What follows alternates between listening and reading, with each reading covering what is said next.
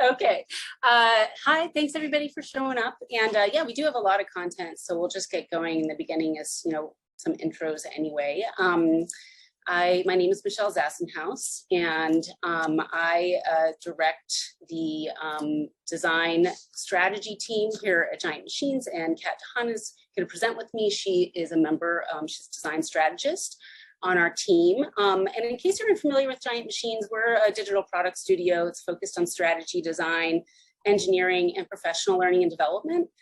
We partner with our clients to co-create digital products, drive impact, and also create a sustainable innovation culture. So we're going to talk a little bit about why we should do user research today. And I'm just going to get started with various points throughout this conversation. I'll invite you to just contribute your point of view through chat. So right now, I would love to just get a sense from the crowd what pops to mind when asked this question. And you can go ahead and pop it into the chat.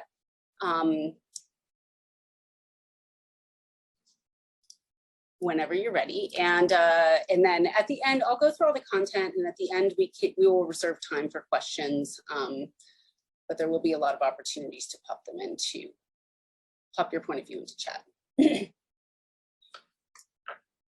So we have confidence in building what we're building and creating, who the users are, what makes them tick. You can't build for a user whose needs you don't understand. Different users will need different things, and so you don't build something that no one wants. Validating for the market for a product. Understanding pain points. Yeah, perfect, great. So I think that you all have a sense. So I think my work here is done. You already have it. No, I'm just kidding. Actually, I'm going to elaborate on all of this and really get underneath why this stuff matters, and actually how to counter some points of view that people who think they might understand user research but don't actually really end up supporting it at the end of the day, and why you can help them care about doing that. And so first I want to ask quickly, you can answer this to yourself, but before coming into this meeting today, you're presumably working on something, presumably something that ultimately has some sort of a customer or a user. And I just want to ask you to ask yourself on a scale of 1 to 10, what your level of confidence is that you understand the users of your product. And just give yourself a number. We'll revisit this question later. And I'm going to move on. We're going to talk about a few things today. One of them, so we're going to get through all of these categories, ideas today. The first one we're going to get through is mitigating uncertainty. And somebody in the chat, I think Ryan, you noted, so we have confidence in what we're building and creating, and that's pretty much what this is all about. And the first thing I want to start with is the notion of assumptions. How many of you have ever been in a meeting and you all have a discussion and you walk out of that meeting feeling totally aligned, and exactly, you're all going to march forward in the same direction, only to find 2 days, 2 weeks later that you actually all had like different ideas in mind because you made assumptions, you filled in the gaps between what wasn't said or wasn't represented around like that you all had the same point of view.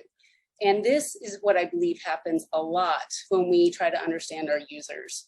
And those assumptions are extremely critical to building a good product, uncovering those assumptions and checking them. So we talked previously in other talks here at Giant Machines, we've talked a lot about innovation and what innovation is. And for those of you that don't know, Giant Machines has been embarking in the past year on developing what we call kind of an innovation practice. And so our definition of innovation so far is really like developing new methods, products, and ideas for the people who need them so they can make progress. So we know we're making progress if we're making impact and we're building better things.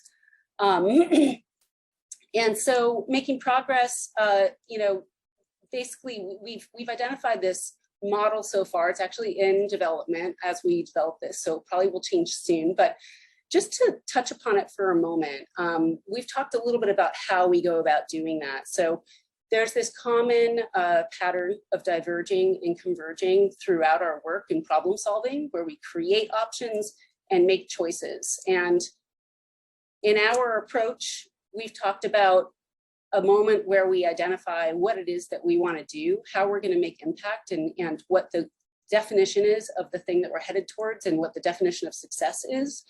And what we're really trying to do is get to a point where we have a high level of confidence that we can invest in our idea, build and scale it, because we have a high level of confidence in its desirability, feasibility, and viability, which means that we have to actually understand the problem space, generate ideas, and then experiment our way to getting indicators of success before we're ready to invest.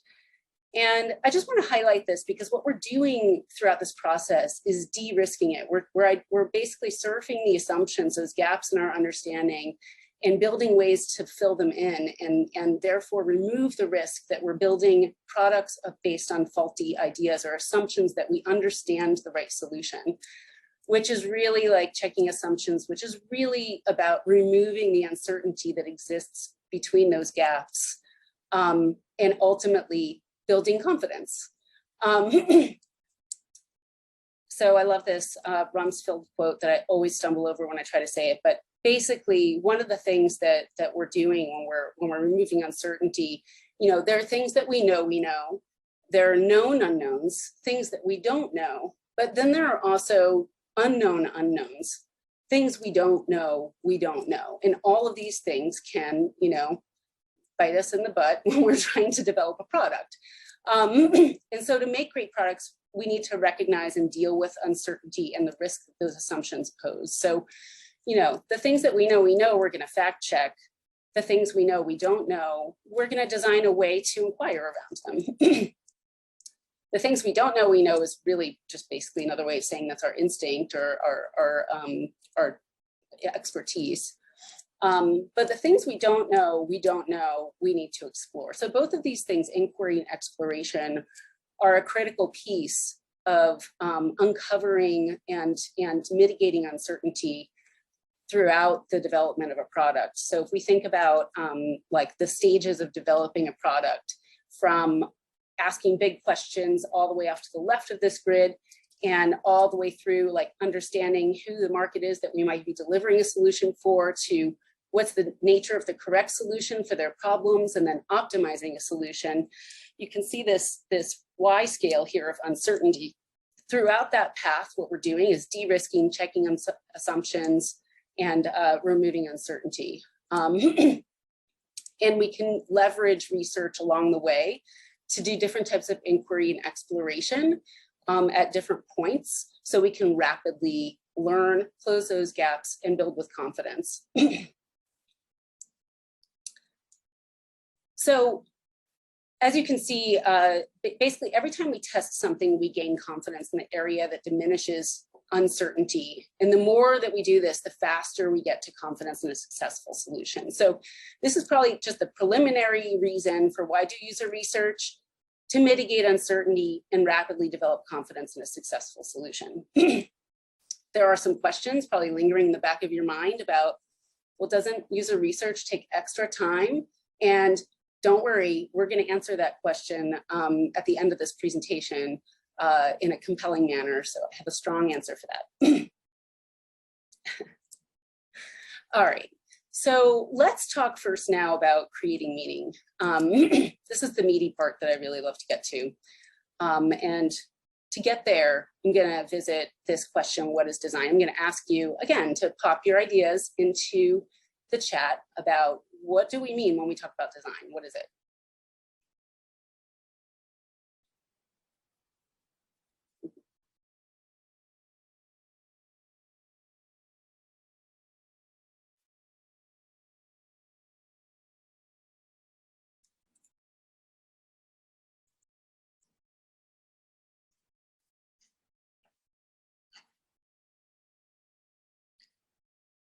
Outcome-focused plans, a plan, a blueprint. Okay. Great. It's a way to communicate your product's functionality and intent to the end user. Those are excellent answers. I think we've really safely, well, not safely, but the majority of us have moved on from design being just something, pretty, or, as I like to say, hitting it with a pretty stick. And these are excellent answers. We're going to dive into this a little bit. No talk about design would be complete without a reference to Apple. So here it is. So design is obviously not just what it looks like, it's what it feels like, it's how it actually works. And building upon this further, I wanted to hit upon the work of Victor Papanek, who was an Austrian-American designer and educator, who in 1971 wrote a book called Design for the Real World, that really turned the design world upside down, because he challenged a lot of the profit-driven, like corporate/marketing design work that was, created for, obviously, to drive profit, but didn't really meet the needs of people. And he wrote a lot about, we have to deeply actually understand the needs of the people that we're designing for.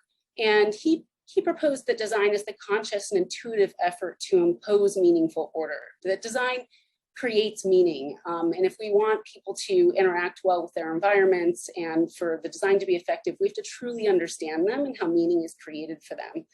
He went on to create lots of work for UNESCO, the World Health Organization, and his work is deeply influential in the design community, especially like sustainable design. He was really prescient.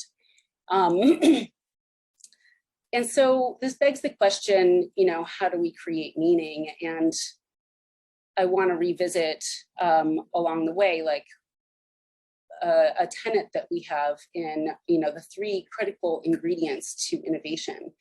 And those 3 critical ingredients we proposed were to have a deep understanding of people, then to divergently think about how to solve for them and experiment our way to creating the best solution. And obviously, deeply understanding people is the piece that we're talking about here. And I'm going to there are lots of ways to understand humans, how they think, what drives their behavior, but I'm going to touch upon 3 main concepts that I think are extremely important for us to consider as we're designing user experiences. So we have mental models, goals and motivations, and understanding basic needs and expectations in the form of detractors and delighters.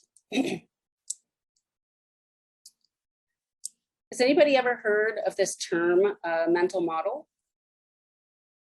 If so, you can pop that in the chat, or even pop what you might know about it into the chat.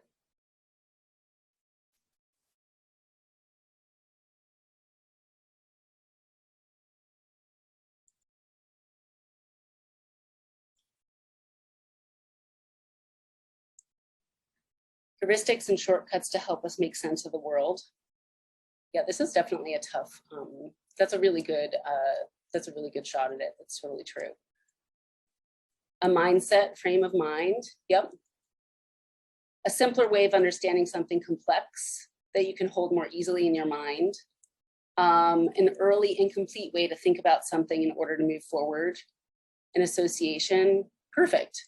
Great. So, yeah, it turns out, the world is pretty complex. We don't really understand it. We can't keep all the details of the world in our brains. So our smart little brains create models, mental models, which simplify the complex into understandable and organizable chunks.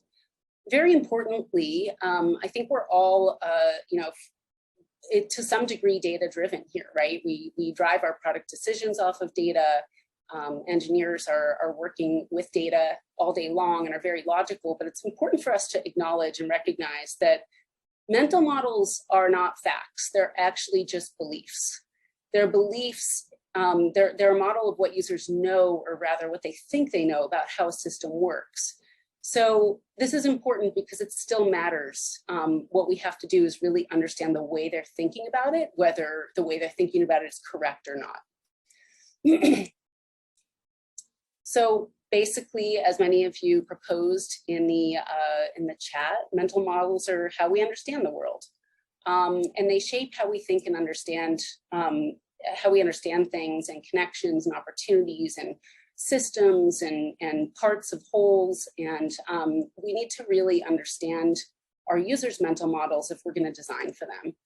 I have to say, in probably 10 years of doing insights work with many clients, this is probably the #1 concept I have to educate people about, especially as it applies to development of software, which we'll get to in just a minute. So it's a mental representation. So we understand reality is complex. It has it has all kinds of, you know, nooks and crannies and crags and weird corners and shapes. And we simplify it in our head. When it comes to products, this happens in the actual user experience. So the way things actually have to be built, we can call that reality an implementation model, is the way that something needs to be built and created so that the product can actually exist. We still are dealing with the user's mental model though. So what we have to do when we create effective user experiences is translate the implementation model, the reality, so it maps and molds to the mental model of the user. And you know, to be technical, we call that representation models. So this area in the middle is basically the user experience that we're creating, that's molding and shifting to be presented to a user so they can understand it the way they already readily understand things. If you've ever used a piece of software that makes you absolutely insane, you're banging your head against the wall because you can't understand how it works, I guarantee that what you're seeing is a UX that is built exactly how the product itself was engineered. It reflects how it was engineered and how it was built without recognizing that it needs to be translated and thought about from the user's perspective, and that representation model needs to be built to translate those two worlds. The number of projects that I have performed research on to try to straighten them out because they have no engagement, that this ends up being the reason is so high. I can't even tell you, and I have to educate clients about this all the time. It's like, it was built the way your engineers thought about it. You needed a designer involved who can translate that. So let's talk a little bit, I'm just going to hammer this point home. How do mental models manifest in, you know, everything in our world, everywhere around us? Let's talk about film for a minute. Our mental model for a film, a user watching a film, is that I'm just watching a story on a screen. But the implementation model is, you know, there's a sequence of intricately moving parts which create the illusion of a moving image. There's bright light that shines through a translucent miniature cell, then the light goes off, then the next frame goes into play, the light's back on, and this happens 24 times a second. That's the implementation model. But we're not thinking about that. We're just thinking about the narrative that's actually just being projected with some kind of light onto the screen. Let's think about a spreadsheet. My mental model for a spreadsheet is that I have information in here, it's physically related and I can manipulate it in columns and rows.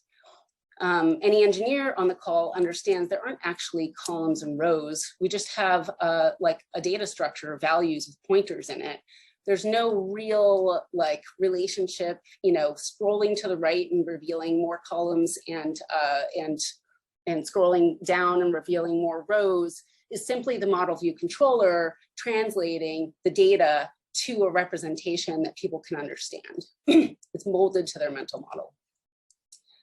And just to add one more piece to this, I want to bring in Kat, because Kat, we're so lucky to have her on our team. She's a researcher, but she's also, her background is actually in anthropology, and she brings that like deep kind of academic background to our data and insights team. And she's going to share an anecdote that's more anthropological, but was super critical. Thanks, Michelle.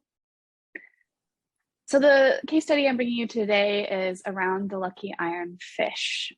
So anemia is a worldwide health problem. It's one of the most predominant health problems related to nutrition that there is. If you're not familiar, essentially, it's just a lack of iron in your bloodstream, which can lead to all sorts of adverse health outcomes. And particularly in women, an iron deficiency can lead to really poor maternal health and has also been associated with an increase in maternal death.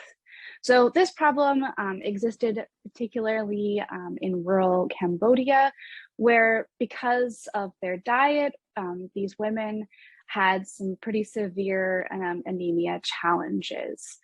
And NGOs had been working amongst a number of rural Cambodian communities to try to address this, because the solution is pretty straightforward. You just need more iron in your diet, and you shouldn't be experiencing, for the most part, those same adverse health outcomes.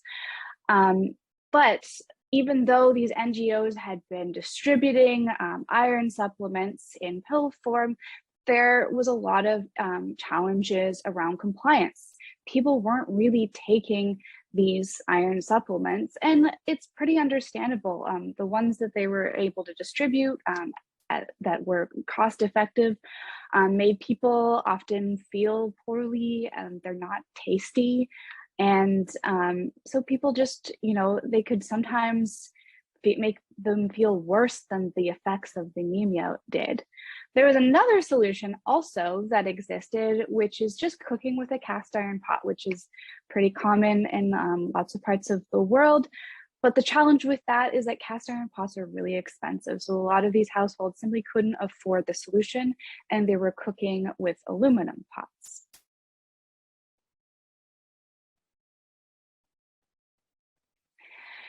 And so Canadian PhD student, who is working alongside some of these NGOs in Cambodia, thought, hey, I have a simple solution. I can just give community members a chunk of iron to throw into their aluminum pots, and that same process of osmosis is going to happen. They're going to get iron in their diet, ta-da. And so he distributed all these chunks of iron blocks to people. But in a follow-up study, they found pretty quickly that this wasn't exactly being adopted either. So, the iron pills didn't work, but maybe, okay, this, iron chunk will work. They found that most women were using these blocks as doorstops. And after interviewing some community members, they found that in part the problem was that the iron blocks just didn't make sense to people as having anything to do with health outcomes, which, I mean, personally, that makes sense to me. I don't look at an iron block and think, hey, that's medicine. And even if somebody explained it to me, sometimes it's hard to understand. I'm not a scientist, I'm not a health practitioner. And critically, this solution didn't fit into cultural mental models of health and well-being. And so it wasn't being adopted. So they took a step back and they thought, all right, well, how can we mold this solution into a form that makes sense to people? How are we gonna, fit it into these existing cultural mental models of health and well-being for adoption? And that's how, after a number of iterations, they settled on this smiling ironfish shape, which was already an existing symbol of luck within the community.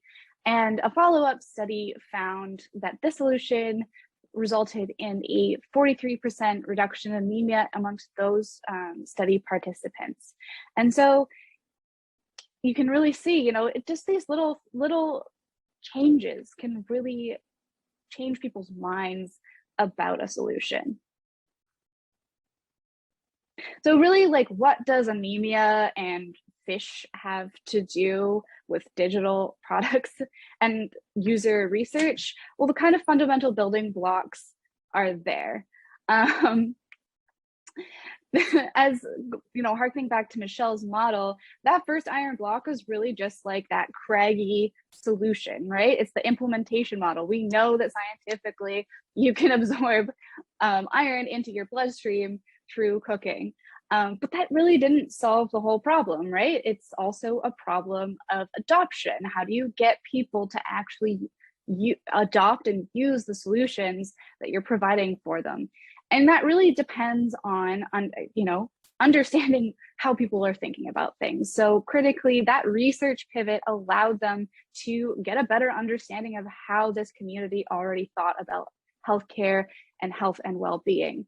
And so the Lucky Iron Fish is really what, a really well-designed end product looks like. It's something that takes into consideration the audience of the solution, whatever it is.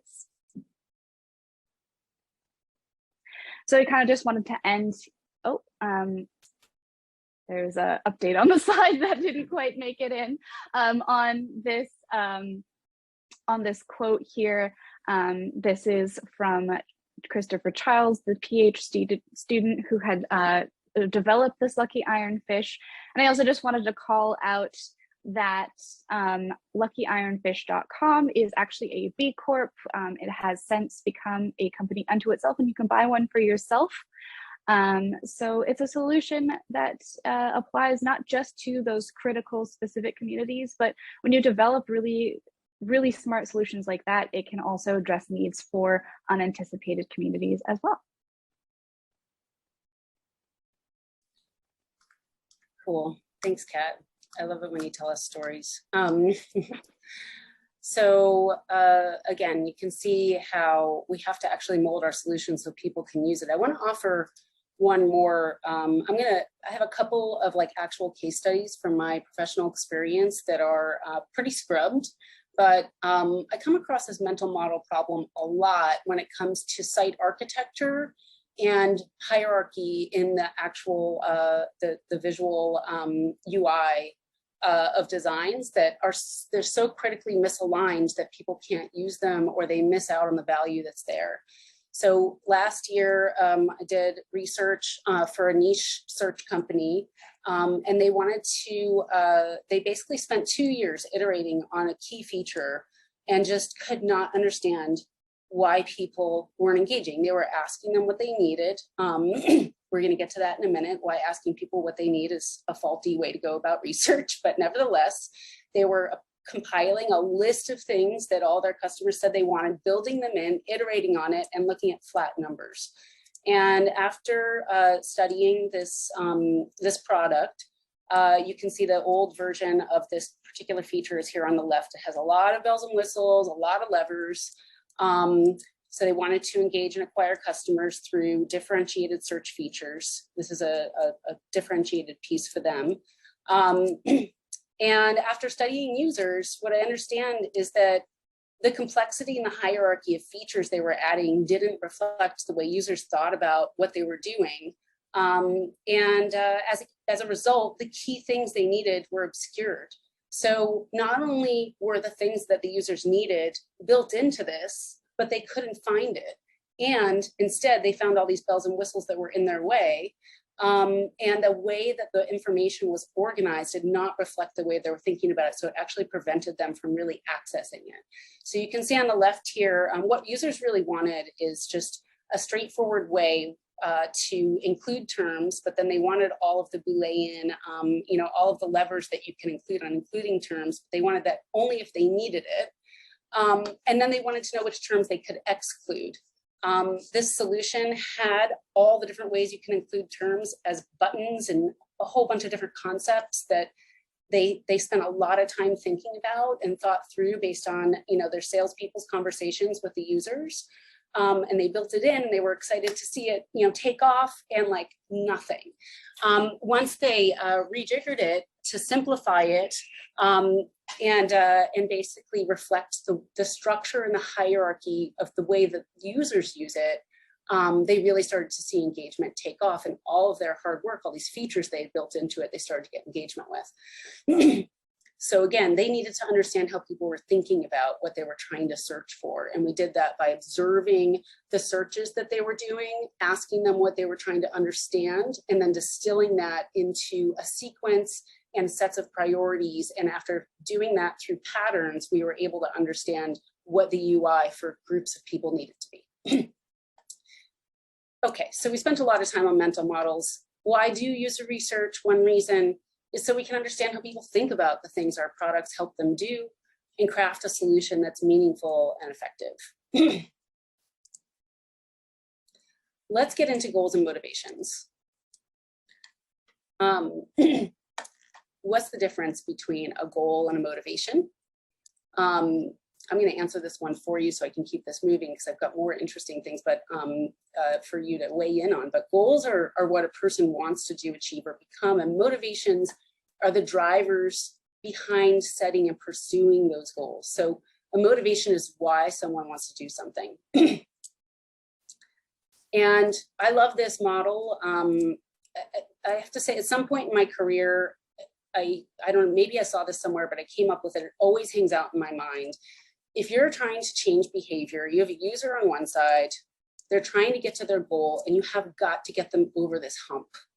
And the two things that you need to do to get them over that hump is increase their motivation and make the hump smaller by reducing friction. It's a very, very, very simplistic, very simple way to think about driving behavior. What's motivating people? Can we increase that? What's standing in their way? Can we decrease that so people can get there? Let's talk about Tom and Jane for a second. They share a goal of keeping close with the family. Same goal. They're trying to get to the same place. The reason Tom wants to keep close with his family, his motivation is because he derives pleasure from it. He likes being close to his family. Jane's motivation is simply to avoid the pain of her family giving her a hard time otherwise. Very, very different motivations. So if we're designing a product or a feature for Tom, what might be, you can pop this in the chat, what might be some motivations for Tom to get to his goal of being closer to the family?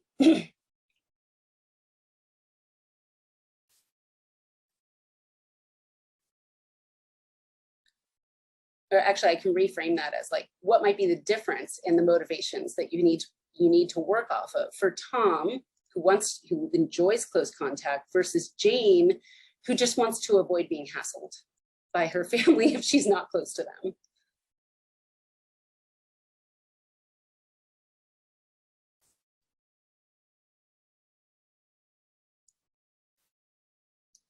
Love. Let's imagine that that we're designing, maybe an app like a chat app. So,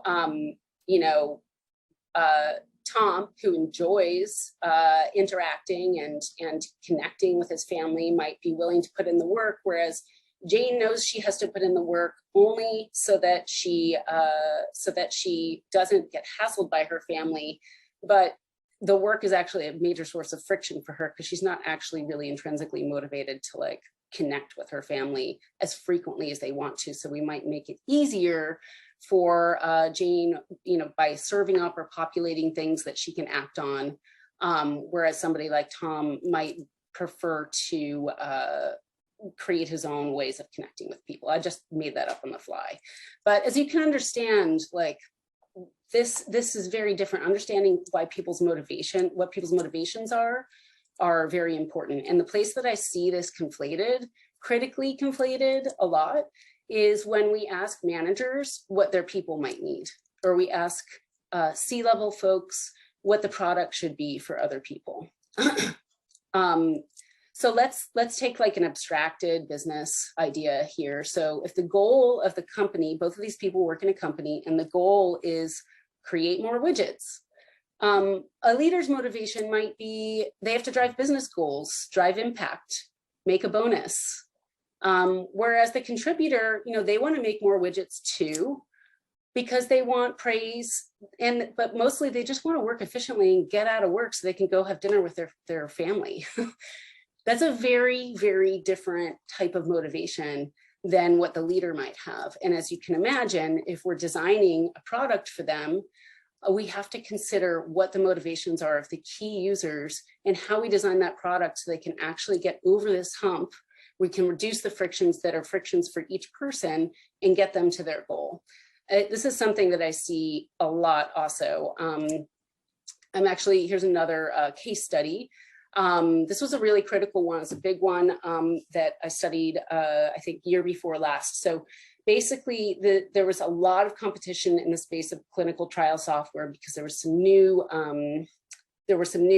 analytic and algorithmic possibilities in the market. So there's heavy competition to capture billions of annual recurring revenue as a total available market. And the company came to me and my partners and said, we have a product, we need to validate it to make sure that we're gonna we're gonna capture this market value. We're gonna release it to the market, so can we please validate it? They had to do it quickly because they wanted the first mover advantage. What happened was when we studied the people that needed to use the actual product, which were biostatisticians that are designing clinical trials, we found that the software was created to optimize for the things that all of the stakeholders, the C-level people who had been talking with the C-level people at the clinical trial software company said the software should do. So they had asked all of their potential clients, they talked ad nauseum about an approach, and one of the approaches that they came up with was not just to create an effective clinical trial, but ultimately for any pharmaceutical company, you have to square effectivity of the product with the commercialization of the product, which means you have to, that usually happens across many parts of the organization. And if they don't align, then ultimately you could spend a lot of time in trouble on the trial or developing a product, but you can't sell it in the market because all the market values didn't align. And so I'm really oversimplifying it, but basically they had thought that their whole secret sauce was to pull all of that together and come up with an algorithm that helped determine that.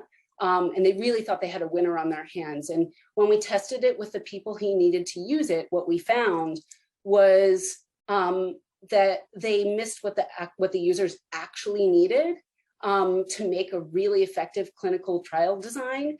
And not only that, the elements that were in there that the C-level people thought should be in there that they had directed actually diminished trust on behalf of the people that were trying to design this software, and they would have a negative perception and would not use it. So we uncovered this. They had to actually quickly go back to the drawing board, redesign the entire product because they had been working with the wrong people. So why do user research? So we can understand how people are motivated toward their goals and therefore drive their behavior. Now I'm going to introduce a model that I love called the Kano model, but it's a really deep model, but basically there's just one part of it that I really love, and it focuses on detractors and delighters. So here's the Kano model. It's really complex. There's like a whole depth to it. I'm going to get to this diagram in just a minute. Well, actually, what I'm going to talk about is like the Kano model was developed by Noriaki Kano in the 80s as a way to understand customer needs and square that with like feature prioritization. Figure out like what should a company work on and release to their customers. And he came up with this idea that there are things called delighters and things called detractors, and then there are just wants and needs. And that there's this basic set of needs that people have that are basic expectations in any product. And if you don't meet those, then you can never delight them. And that set of expectations changes over time. So I'm going to share a quick story about the seatbelt. Which was invented, actually the seatbelt was invented in like the 1800s, but it was this complicated 5-point thing that was really uncomfortable and hard to use. And in 1959, after lots of development and innovation, Volvo came up with the 3-point harness. It was actually developed by a man named Nils Bohlin, and they released it as a brand new feature for Volvos. This is what really set them off on being like the safest car company. It was a differentiating feature, and much to their credit, what they actually did, even though they got the patent on it, they open sourced it to all automobile manufacturers just to increase public safety, because by this point, there were a lot of reports coming out about fatalities and injuries due to collision. So go Volvo. Detractors. All right, so let's unpack the candle model for a minute. We talked about, there are these two, this X and this Y axes. So if we look at the Y axis is customer delight, and the X axis is the progression of feature development. And we have a scale here. So like we've got customer delight from low to high, and feature development from absent to fully developed. So we know that, it's common sense, like there are things that people want, we develop them and they're happier. But then there's this set of things that are just basic needs and basic expectations, as I was referring to before, that they're only going to be satisfied if they're there, but they will never be delighted if they're there. They're just the basic needs. And then we have things that we'll call delighters. Those are like the bells and whistles, the things people aren't expecting that they're pleasantly surprised by. So back in 1959, a seatbelt was a delighter. Basic needs, when they are not addressed, are called detractors. And over time, delightful innovation becomes a basic need. So let's talk about this. Let's fast forward to today. I grabbed this off of BMW's site. They have so many features, BMWs. They've got this like new operating system, a curved display, all these bells and whistles. Can you imagine if you went to BMW to buy a car and they said, this car doesn't have seatbelts? Sorry, we have all these other things though. We have this amazing operating system. We have, the selector lever. We've got, beautiful leather seats. We have all this stuff, but it doesn't have seatbelts. You probably really wouldn't give a crap about all of these bells and whistles because you're like, we need seatbelts. But that was different in 1959, right? So the idea here is that in order to delight people, you have got to address their detractors. They will never listen to or pay attention to your brilliant ideas if you haven't met their basic expectations. And that is a very important thing to get a read on. Let me talk about this a little bit. I have another case study here real quick. Another product that I was validating last year for a major consumer retailer. They were developing a voice-enabled shopping feature. I have to be very high level here, hand wavy. They thought that they could offer some unique perspectives on voice-enabled shopping. And we were engaged to validate a product, basically put 20 shoppers into a study for over a series of weeks and see how they use this feature. But we did an initial session just to see how they used it as a first try. And we actually had to cut the study short. And the reason that we had to I basically set it loose, and the reason is because it was full of detractors.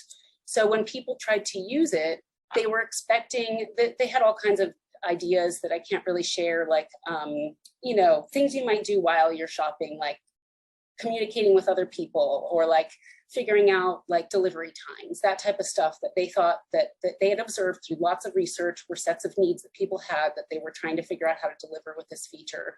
But people already have expectations around how to use voice. And when they tried to use it to just search for a product, it was highly imperfect, and it got the wrong results all the time, or they had trouble refining the results, or they had so much trouble using it because it wasn't mature in that aspect, because that wasn't what they were building for, that I saw them lose engagement in a 45-minute session.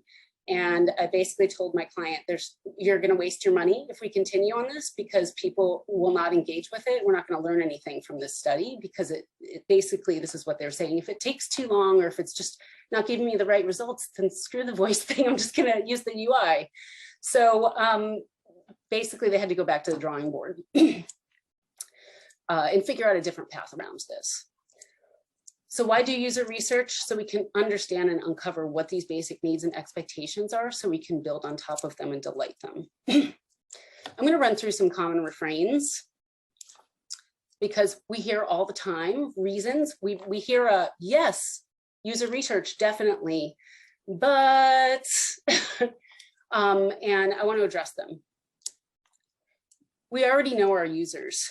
Our executives grew up in this business. I don't know, anybody like have encountered this with a client or with their company? You can probably already guess like why this is a problem based on the presentation so far.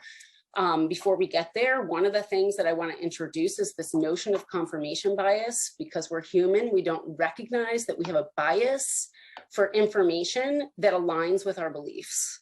I think we're experiencing this culturally pretty broadly, but this happens everywhere. And so if you have people who are subject matter experts or people who really understand a product space internally, they're golden, but they also bring this risk that they cannot bring an unbiased view on the data that's being collected or the point of view. And it's very hard to separate those things. And so that's why you need to speak with users.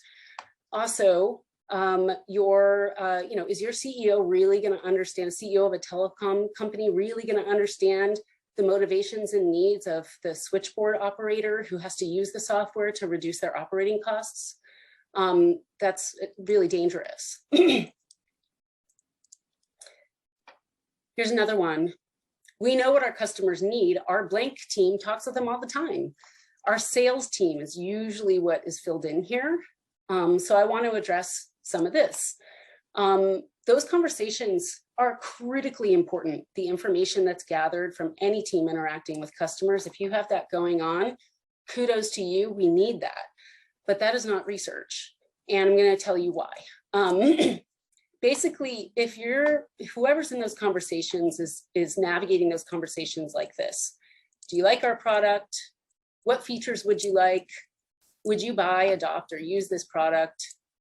What you're actually getting are just opinions. They are not actually data. And the problem with this is not only is it unreliable, it's extremely deceptive because it seems like data, but it's actually flawed information. And I've seen a lot of people build a lot of stuff based on this information and then wonder why nobody's using it. And here's why. Humans in general are notoriously terrible at being aware of their own behavior, predicting their own behavior, designing products and solutions. Why would you ask a customer to design the feature or tell you the solution to their problem? That's an important thing to ask. It's interesting to know, but they're not product designers. They don't know how to design for behavior. And also being brutally honest, they're not going to tell you the truth when you ask them that. They might, but you don't know. We're terrible at that. How is research different? Research is different because well-conducted research sets up opportunities to observe behavior, learn the things that drive behavior. So we set up opportunities to understand people, the way people are thinking about things and what's motivating them. And we don't ask them those questions in a straightforward way. What motivates you? We observe it. And gather the data that professionals need to design the products that meet users' needs. So this is really important. I've also seen if you've got a product or you've worked on a product that is full of features that all came from like these "what features would you like" question through a sales department. I see that all the time, and this is a really critical like strategic error. Because those sales teams provide excellent and super useful streams of customer input, but they need to be squared. You need a clear understanding of users through research, and then you need to put it together with the sales data and other pieces of data and square it against your product strategy to determine which and how those features need to be developed, or else you're headed towards a featureitis path that is extremely difficult to get out of later. Okay, here's another one. We know what's happening with our products. We have analytics. Awesome. If you have analytics, fantastic. In the user research community, we call this mixed methods. So mixing lots of different types of data. And in particular, we talk about quantitative data and qualitative data. So analytics are quantitative data. It's analytics, data science, business intelligence, surveys, large quantities of data that help us understand what is happening with our product. when I'm talking about research, and I want to clarify, we're talking about rapid research. I'll get to that in a minute, but moving quickly, qualitative research is basically talking with people, interviews, field visits, one-on-one conversations, even focus groups, which I don't love because people can't tell the truth in them, but one-on-one conversations is probably the most common type of qualitative research. What it tells you is why something is happening. I didn't put this slide in here, but a case study from a product I was working on earlier this year, basically is a startup in stealth mode that was working with doctors' offices to deliver lab results to clients in a way that clients could understand them. And they were delivering them, they would deliver a text message that people would click on and then like set up their account, and the doctor was sanctioning it and telling them about it ahead of time, so it wasn't, you know, unexpected. And people would click through, but they wouldn't convert. They wouldn't actually like, you know, click in and make the account. And they iterated on it and they just couldn't figure out why until we talked to them.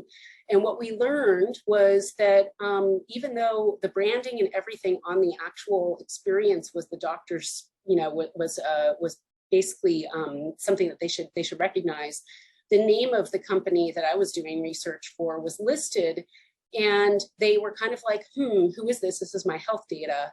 And they would go over to this company's website, they would search it, and it was in stealth mode. So they had a very basic website, and they determined not trustworthy, and they bailed.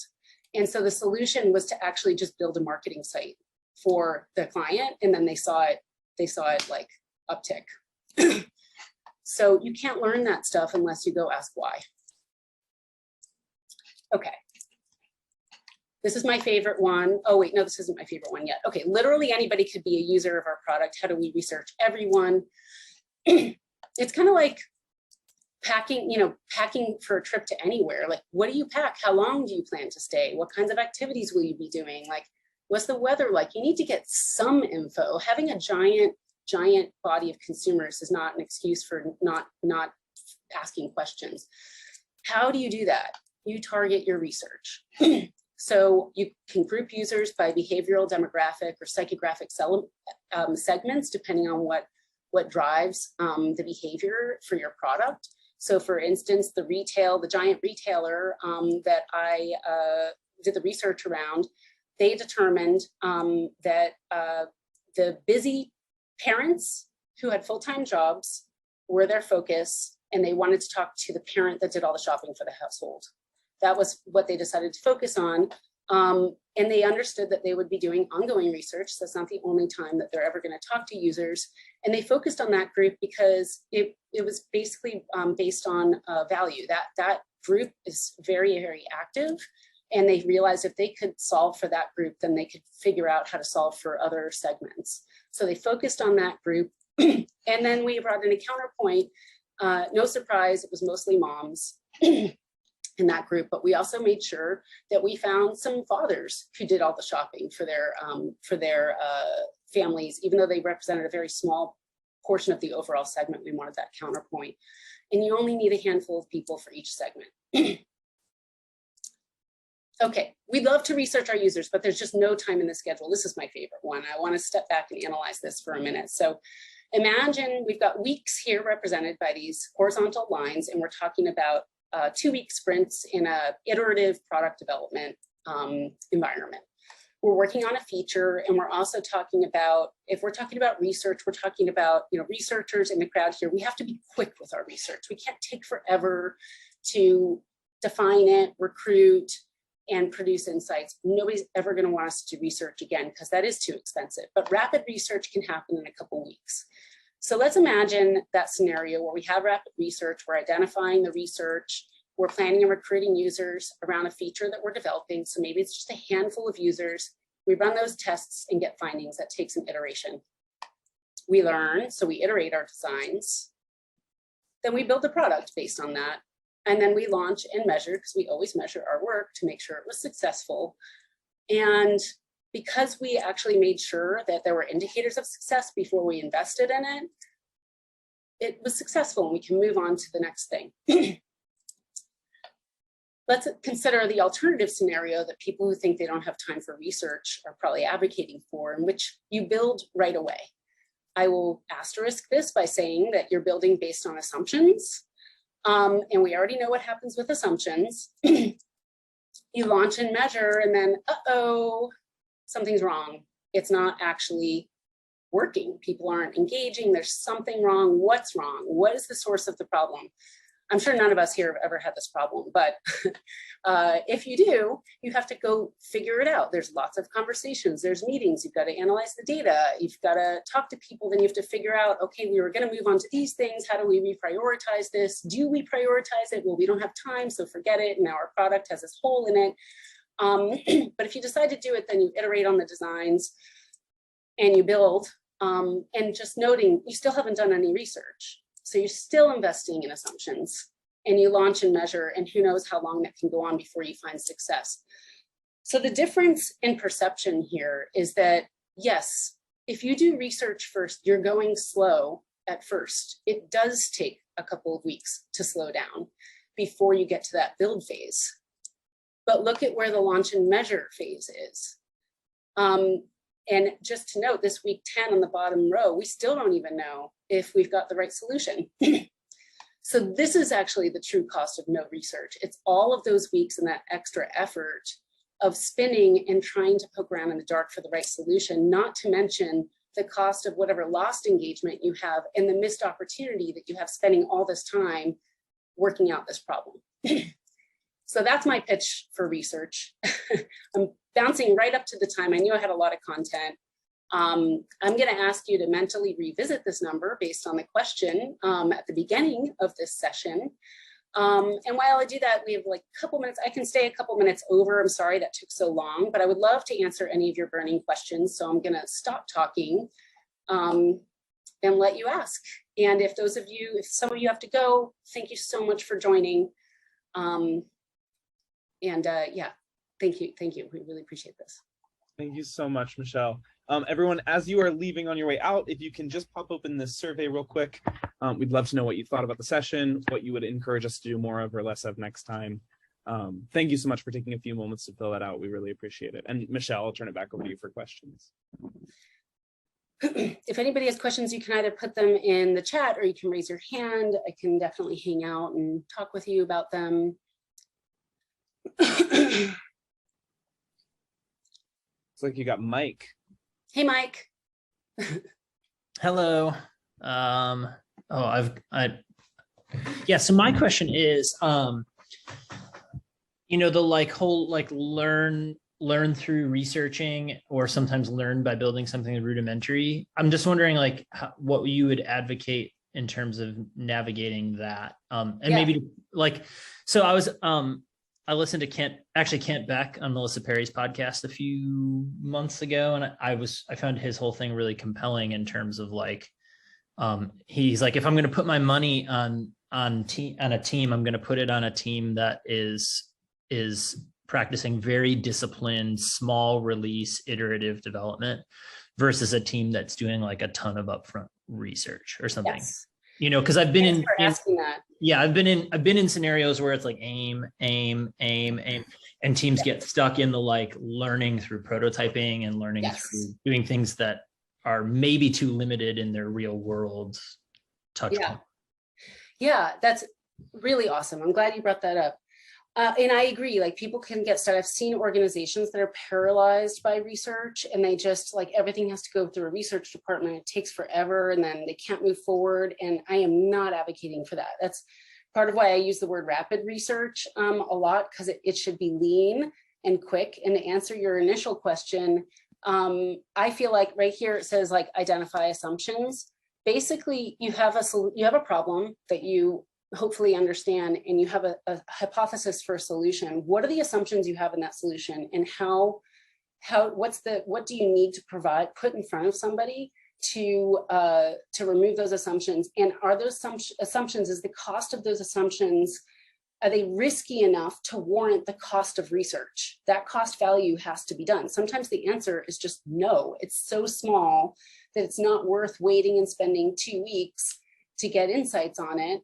And so you'd rather like take a gamble and build it and roll it out. And that is sometimes the right answer. Also, sometimes the right answer is we're mostly confident about this, but it's just these little pieces in the UI that we can move around. So let's like build a piece and put it out there and learn from it. And that's what we need to check our assumptions. Like sometimes though, it's just a design or it's just a prototype. Like what's the least amount of work that you can do to put something in front of people and check those assumptions quickly so you can move forward? And is the cost of that research equivalent or more than or less than the value of the risk that you're mitigating? Does that answer your question? It does. Yeah. The other thing that comes to mind for me is, having just read this in Melissa's book, is she emphasizes both concierge experiments as well as Wizard of Oz experiments, right? So doing things beyond just, sometimes it feels like we only have imagination for like, well, we'll design a clickable prototype. Yeah, as if totally. like that's the only way we can learn. Yeah, I love, she loves those. I work with her a lot, and but also she and I think most practitioners have a bag of tricks, right? And so in design strategy, that's what we're all about, is we have like whole bunches of methodologies for testing things. And you know, my whole idea is lean, and that's hers too. Like a Wizard of Oz experience is to the user, it looks like something's fully functioning, but there's actually just a human doing manual work on the other side of it, right? Safe Concierge is very similar, but for a service. And so, yeah, like you're basically figuring out, do people want that? And in what way do they want it before you invest in the entire execution of it? And it's the actual user doesn't know any different. And so that type of approach, figuring out the leanest path, isolating what you're trying to learn and picking the arrow from your quiver that's going to help you learn that, is exactly what I would advocate for quickly. Yeah. So there's a whole bunch of stuff, a whole bunch of techniques and methods besides those. And we invent them all the time too.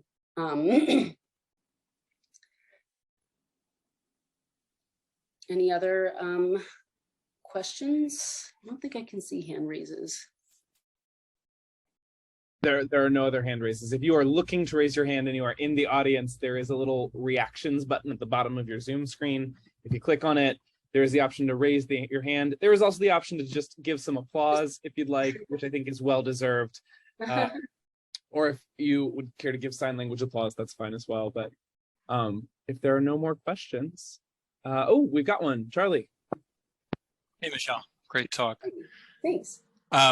You talked a little bit about users not being product designers, not being able to navigate certain things by themselves. I think it's an interesting dichotomy, and I just wonder how you navigate like trying to figure out users' motivations and wants and needs.